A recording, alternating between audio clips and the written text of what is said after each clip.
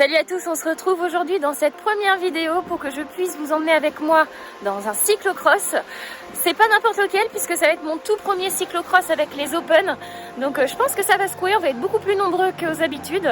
Puisque d'habitude je cours avec les U19 avec un départ différé spécial féminin. Donc j'ai l'habitude effectivement de taper dans le moteur sur ce type de course, mais moins de frotter puisqu'on est une dizaine de personnes, alors que là on sera peut-être à peu près 80. Le départ s'annonce coriace, je vous emmène avec moi, je vais vite m'échauffer et on se retrouve sur la ligne de départ.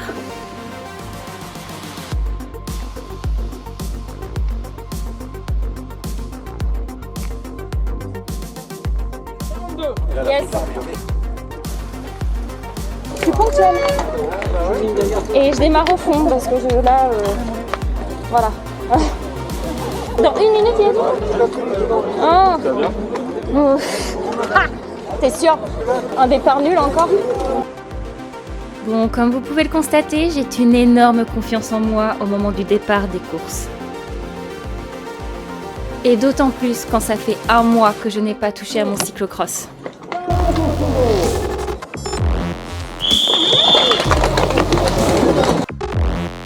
Et ça y est, plus de 175 battements par minute dès le départ.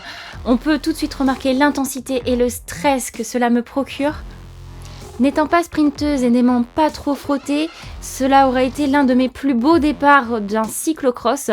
J'ai malheureusement été gênée par un ballot, comme on a pu le voir sur ma droite, qui m'a contraint à freiner. Et là, pour le coup, on peut s'apercevoir que d'avoir démarré dans le fond est loin de m'avoir aidée. Je subis aussi de plein fouet les premiers embouteillages des départs de cyclocross. Je n'en avais jamais vécu, étant habituée de courir avec les U19. Nous démarrons beaucoup moins nombreux qu'avec les Open.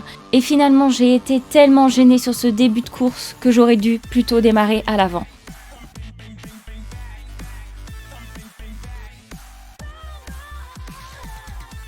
Et me voilà donc déjà en 3e position. Oui, 3e position, mais en partant de la fin. Donc en chasse sur cette grande ligne droite glissante pour essayer de rattraper le groupe. Cette ligne droite donne clairement l'envie de presser sur la pédale de toutes ses forces. Moi qui ai la qualité d'avoir pas mal de watts par kilo, je voulais vraiment me rattraper sur cette portion-là, sauf qu'elle était tellement glissante que je ne pouvais pas exprimer toute ma puissance.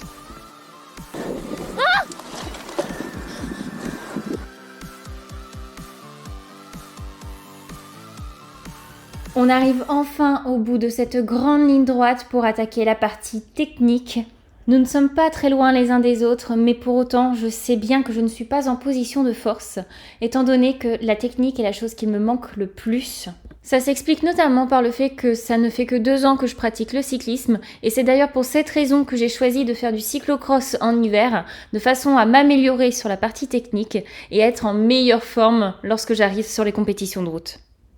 En attendant, je dois admettre que je suis dans un sacré bourbier, ça glisse de partout. Jamais je n'ai eu l'occasion de découvrir un cyclocross dans lequel ça glissait autant. Ça ne se voit pourtant pas beaucoup à l'écran, mais je vous assure que vraiment, les crampons ne suffisaient pas pour adhérer au sol.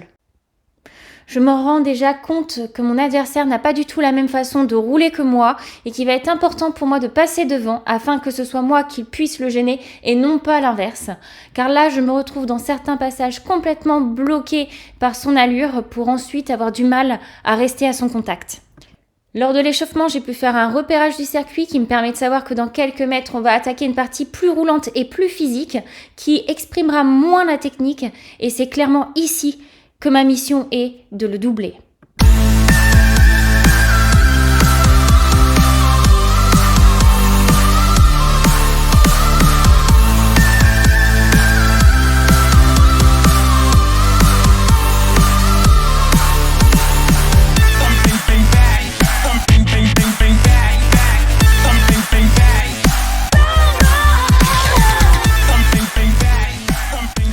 Première mission accomplie, il me reste maintenant à creuser l'écart dans cette grande ligne droite, plutôt, on va dire, assez sec comparé au restant du circuit.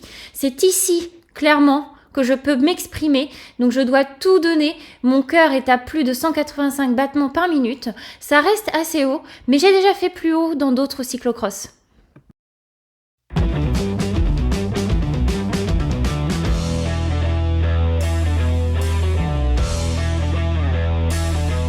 Et bien sûr, qui dit montée dit descente, et là c'est une autre paire de manches. Mes vieux démons se réveillent à nouveau, j'ai peur dans les descentes. Je me retrouve à devoir gérer des glissades dans une pente de moins 23%, et ça, c'est quand même assez épique. En revanche, si j'ai bien saisi une chose dans le cyclocross, c'est que mon avantage va être le cardio. Je suis en mesure de tenir très haut, très longtemps, et en plus de ça, j'adore monter et descendre du vélo, ce qui fait que les escaliers sont plutôt un avantage pour moi.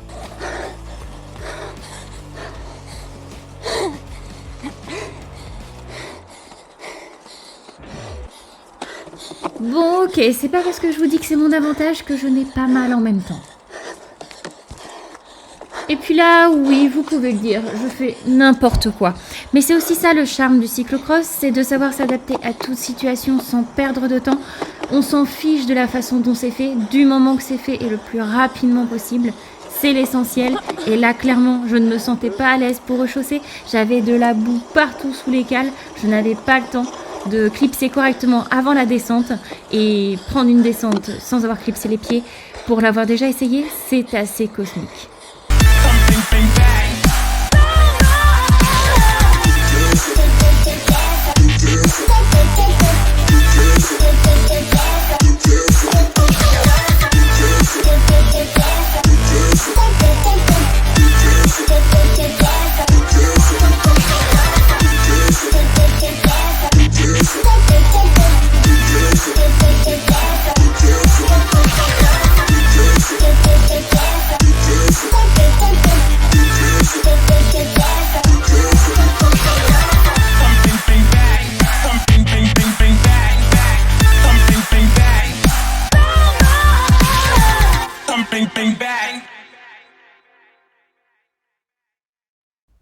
Nous sommes maintenant à mi-parcours, nous avons réalisé la partie la plus roulante et la plus facile du circuit.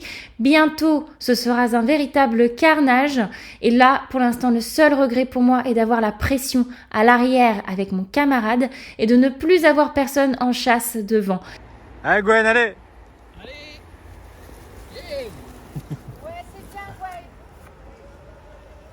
Il est clair que j'aurais préféré avoir plus de filles avec moi. Je n'étais pas dans la catégorie féminine puisque je ne pouvais pas d'un point de vue emploi du temps. Allez. Jean-Jacques, il y a Gonel devant là. Le comité a accepté que je puisse rouler avec les Open, mais c'était à titre exceptionnel. Et je me rends donc bien compte de la différence de niveau qu'il peut y exister dans la catégorie Open. J'aurais préféré qu'aujourd'hui, il y ait davantage de personnes à mon niveau. C'est d'habitude le cas, mais là, je pense que tout le monde avait parfaitement conscience que ce circuit est réputé pour être très compliqué. Et en plus de ça, la veille de Noël, alors qu'il faisait vraiment pas beau, je pense que de nombreuses personnes se sont dissuadées.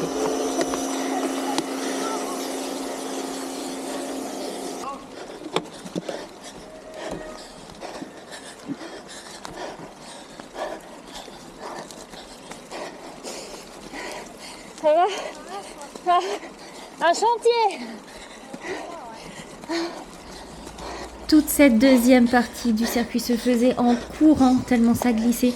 J'ai bien tenté à l'échauffement de pouvoir pédaler, mais dès lors que je mettais un coup de pédale, aussi doux soit-il, les roues glissaient et je faisais 1 mètre en arrière. Il faut quand même souligner que lorsque je suis arrivée sur place pour m'échauffer, j'ai bien cru que la course des U19 était déjà terminée, tellement tout le monde était en train de marcher sur cette partie du circuit, à tel point pour vous dire que le circuit est physique.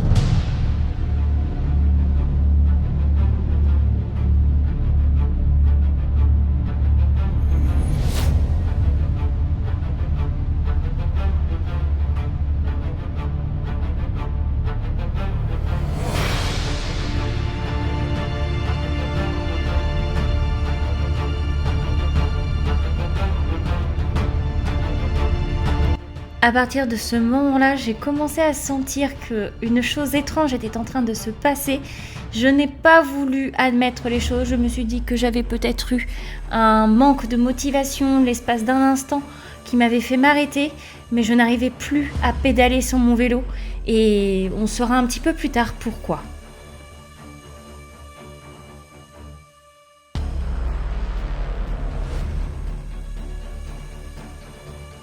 Dès que j'en ai l'occasion, j'essaie de remonter sur le vélo pour reprendre de la vitesse. Je sais que mon camarade à l'arrière, Jean-Jacques, est en train d'essayer de me rattraper. Je ne veux pas me laisser faire, donc je donne tout ce que j'ai, mais je ne sais pas pourquoi quelque chose ne tourne pas rond.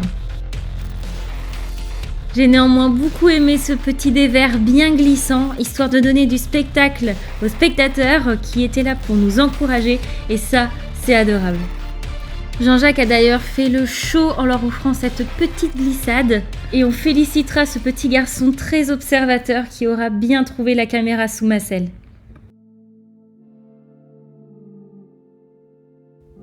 Allez, ça y est, le premier tour se termine enfin. J'ai l'impression d'avoir passé une éternité avant de pouvoir clôturer ce premier tour, de ne pas avoir été efficace tout au long de ce circuit. Donc j'entame ce deuxième tour plus motivée que jamais pour pouvoir rattraper mon retard.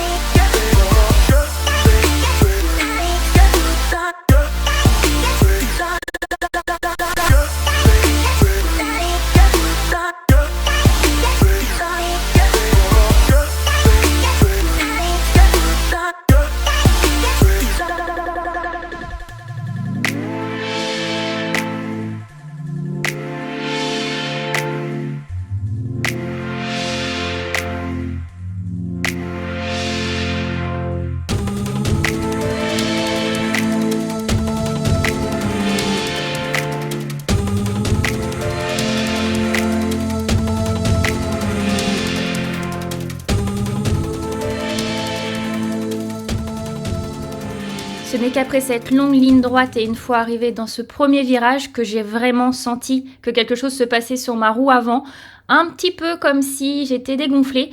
Je me suis dit dans un premier temps que c'était sûrement parce que j'étais jamais allée sur des barres aussi basses. J'étais partie avec 1,2 bar et je me suis dit tout simplement que c'était la sensation normale à cette pression-là. Je me suis refusée d'admettre qu'un autre scénario était possible. Je me suis donc focalisée sur le positif, à savoir que Jean-Jacques a été semé, la ligne droite lui a été fatale, j'ai tout donné et ça c'est plutôt la bonne nouvelle. Mais faisons attention, je ne suis pas au bout de mes peines. D'un point de vue technique, je me suis amusée à porter un cadence-mètre pour cette compétition, combien même en cyclocross ce n'est pas forcément utile, mais j'étais simplement curieuse de pouvoir connaître la cadence que je pratique lors de cet événement. Et sur 71 de cadence moyenne, je me demande si j'ai pas pédalé un petit peu en force et que ça aurait pu me porter préjudice sur ma qualité au niveau de l'adhérence. Il s'avère en réalité que j'avais complètement crevé de la roue avant, je roulais sur la jante sans même m'en apercevoir tellement que le sol était meuble et cela m'a été fatal.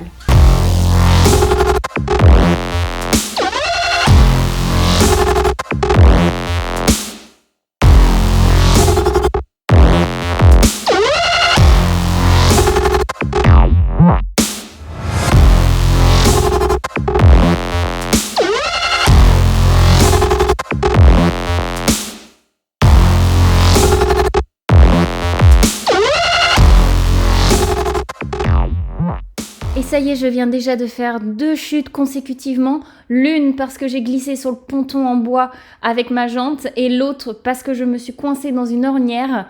J'ai perdu à ce moment-là confiance en moi, je n'avais pas encore pleinement réalisé que j'étais crevée et je me demandais donc pourquoi je tombais aussi facilement. Et en attendant de découvrir la suite, je te laisse me dire en commentaire, selon toi, pour quelle raison ai-je pu crever? Est-ce parce que je n'avais pas assez de pression dans les pneus? Est-ce parce que j'ai pris des ronces dès le début de la course? Ou est-ce simplement parce que je n'ai pas voulu suivre les trajectoires habituelles pour éviter la boue et que j'ai donc trop roulé sur l'herbe et que je me suis pris quelque chose qui a crevé mon pneu?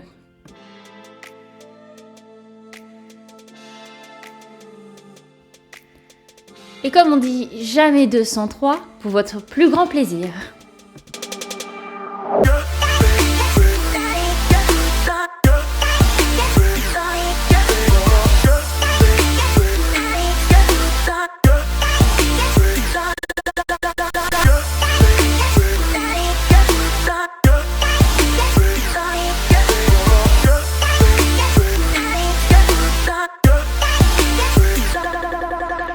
Alors je vous avoue qu'à ce moment-là, je commençais à perdre mes moyens.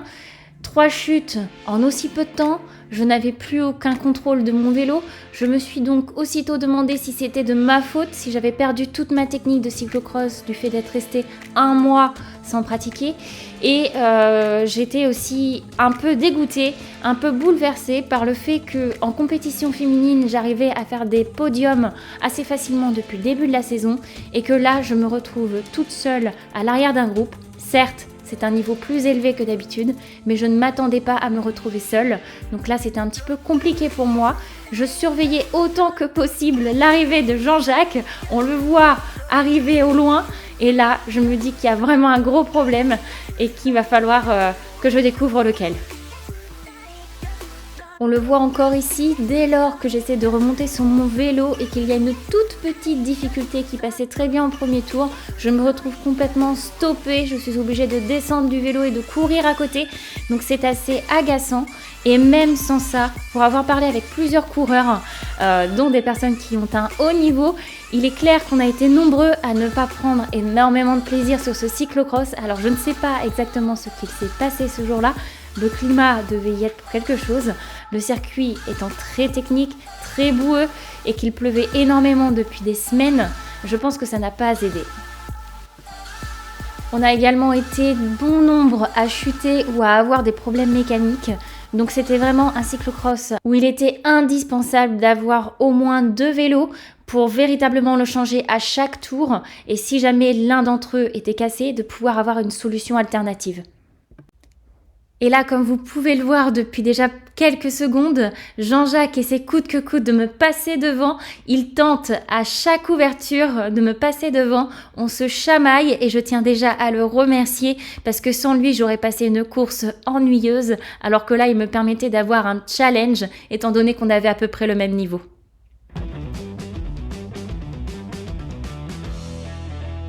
Et alors que je n'ai réalisé qu'un tour et demi, voilà que je me fais déjà dépasser par le premier.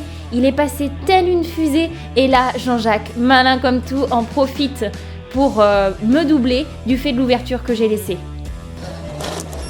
3 chutes. Je suis morte. Et pour le coup, je ne pensais pas si bien dire car pour moi, il est impossible d'abandonner. Mon mental n'est pas conçu pour et sur le coup, il n'y a que 2 possibilités pour moi de pouvoir abandonner une course, c'est soit l'accident, soit la panne mécanique.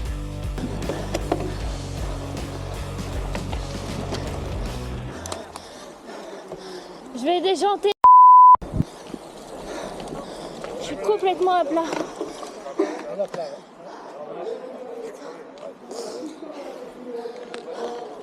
Ça roule quand même ou pas?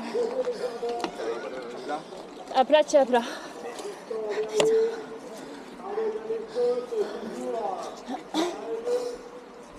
Damien!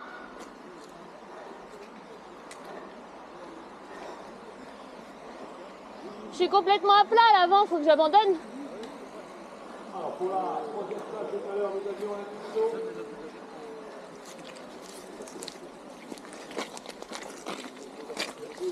J'ai cru que j'allais déjanter. Non, mais t'es non.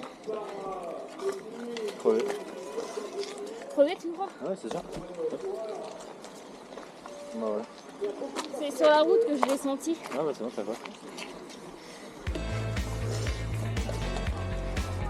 Pour ma part, avoir fait 4 compétitions de cyclocross durant l'hiver m'aura permis de savoir que je préfère les terrains un petit peu plus secs, un petit peu plus roulants, qui demandent plus de puissance puisqu'on va beaucoup plus vite, limite à l'instar d'un gravel. C'est quelque chose qui me plaît davantage que vraiment les circuits très très techniques et très biscornus pour exprimer pleinement la technique de cyclocross que je ne maîtrise pas aujourd'hui. Je tiens à remercier tous ceux qui ont fait le déplacement pour venir m'encourager, tous ceux qui m'ont écrit également des messages en me disant que j'allais tout déchirer. J'ai fait de mon mieux, c'était pas pour aujourd'hui. Il y a des jours avec et sans, et là clairement c'était sans, mais c'est pas grave. L'idée c'est d'avoir travaillé quand même, je ne regrette rien. Je garde en mémoire la grosse évolution que j'ai pu opérer sur cette saison comparée à l'année dernière et je tiens également à remercier la personne qui a abandonné sa compétition et qui m'a gentiment proposé son vélo étant donné qu'on faisait la même taille, mais je ne sais pas d'une part si j'avais le droit de reprendre la course après plusieurs minutes d'arrêt et je ne voulais pas risquer d'abîmer son vélo sur un tel circuit. Et enfin, je te remercie, toi, derrière ton écran, pour avoir regardé cette vidéo. J'espère qu'elle t'a plu. Si c'est le cas, n'hésite pas à t'abonner. La chaîne étant naissante, j'ai besoin de ton soutien pour pouvoir la développer. Et on se retrouve la semaine prochaine pour une nouvelle vidéo. Retour sur la route, puisque je vais vous partager l'une des compétitions de l'année dernière. Elle a lieu tous les ans, fin août. Bon nombre la connaissent. Alors à votre avis, de laquelle s'agit-il ? Bon, et ben voilà, comme vous avez pu voir, la course se termine déjà pour moi pour cause de panne mécanique, crevaison. Donc soit j'ai mal refermé ma valve quand j'ai enlevé un peu de pression lors de l'échauffement, soit j'ai tapé une racine. Donc dans ces cas-là, ça pourrait être aussi une erreur technique. J'ai pas pu exprimer ma puissance, donc je suis un petit peu déçue, j'avoue. Il y avait pas mal de monde à venir me soutenir, donc j'aurais bien aimé faire quelque chose d'un petit peu mieux. J'aurais donné tout ce que je peux. C'était vraiment très très dur et non pas seulement du fait de rouler avec les U23 et les seniors, mais vraiment sur le fait de la technicité et à quel point ce circuit était dur. J'en ai fait des circuits, mais alors celui-ci c'était vraiment de loin le plus compliqué. Ça m'aura servi de leçon et ça peut vous servir aussi de leçon sur le fait que toujours prévoir soit des roues de rechange, soit un vélo de rechange idéalement, parce que là j'avais qu'une seule carte. Mon Cannondale Super 6 Evo, je l'adore, il est top, il est vraiment génial, mais il faut pas non plus que je mette toute ma confiance dessus parce que c'est pas Hercule non plus, il va pas faire les choses à ma place, et là bon bah il m'a fait défaut. Voilà, je pense qu'il avait peut-être pas le meilleur pilote non plus pour aujourd'hui. Si vous avez des conseils, n'hésitez pas aussi parce que je pense que surtout pour ceux qui s'y connaissent, vont voir pas mal de petites erreurs que j'ai pu faire. Et si ça peut aider tout le monde à s'améliorer, moi y compris, eh ben, je suis preneuse. Et puis je vous dis à très bientôt dans de prochaines vidéos et sur des courses cette fois-ci que je vais pouvoir terminer.